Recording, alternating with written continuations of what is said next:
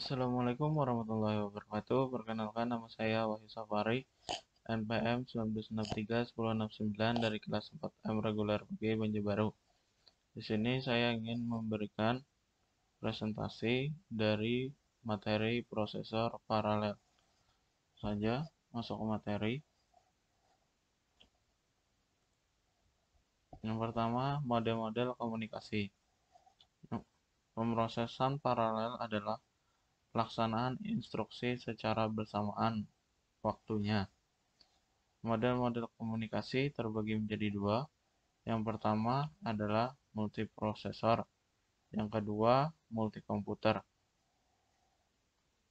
Taksonomi komputer paralel menurut Flynn terbagi menjadi 4. Yang pertama ada SISD, Single Instruction Stream, Single Data Stream.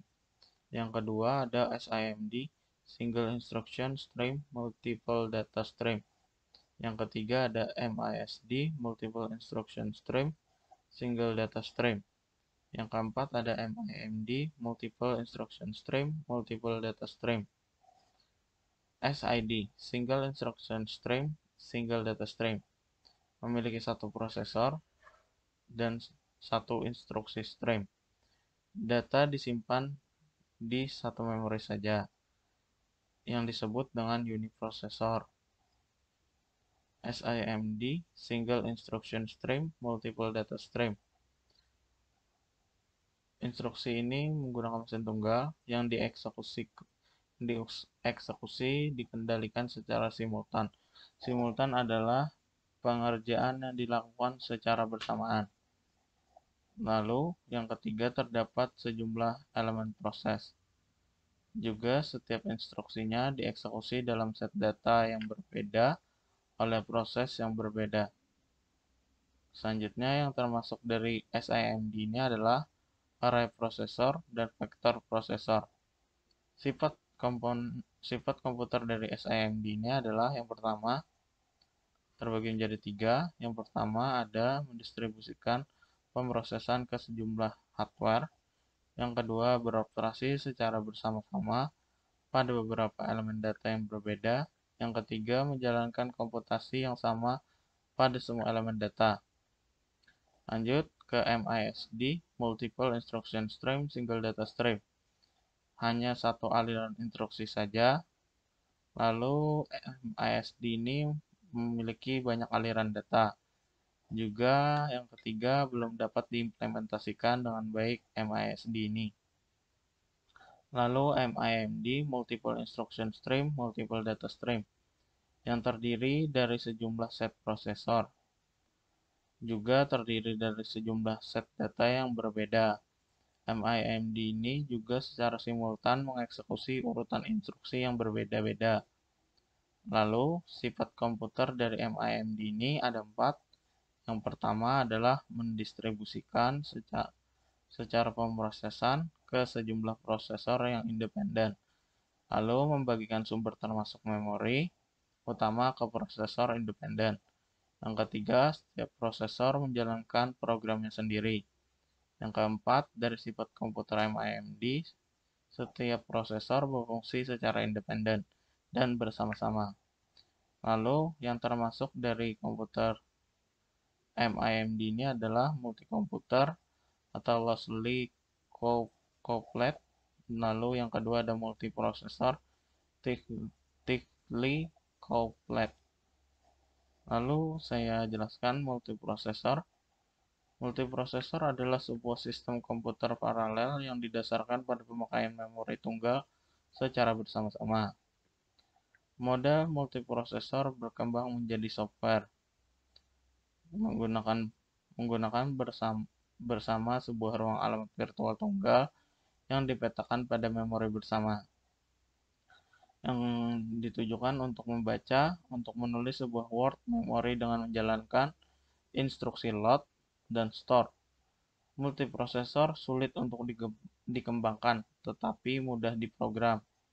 Contoh dari multiprosesor adalah Sun Enterprise 10000 dan Sequent and Numa MinQ dan SGI Origin 2000 dan XP atau Compact Exemplar.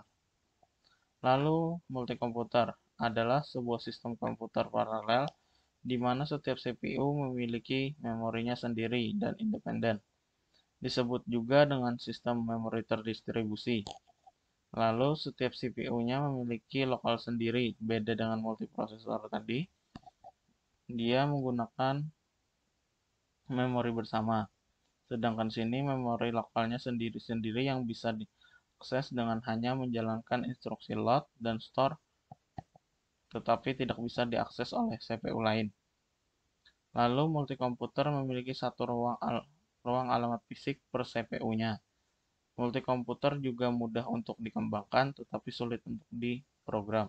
Sedangkan multiprosesor sulit untuk dikembangkan tapi mudah untuk diprogram. Contoh dari multikomputer adalah SV2 IBM, Option Red Intel, atau Sandia dan Wisconsin. Kombinasi multiprosesor dengan multikomputer ada 3. Yang pertama, rancangan dapat diskalakan.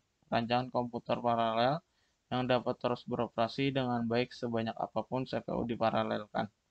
Yang kedua ada Distributed Shared Memory atau DSM, memori bersama yang menyediakan satu ruang alamat virtual bersama dengan penghalaman pada sistem seluruhnya. Yang ketiga ada sistem runtime bahasa, di mana bahasa pemrograman menyediakan abstraksi memori bersama yang diimplementasikan oleh compiler dan sistem runtime. Jaringan interkoneksi memiliki 5 komponen. Yang pertama adalah CPU, kedua adalah memori, yang ketiga interface. Interface ini adalah peralatan yang membawa pesan masuk dan keluar dari CPU dan memori.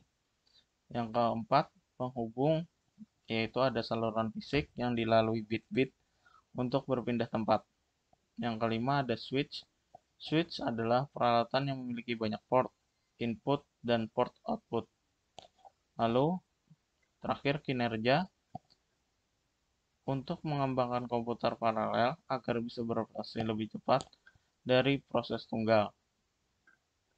Masalah kinerja yang berkaitan dengan komputer paralel adalah 1.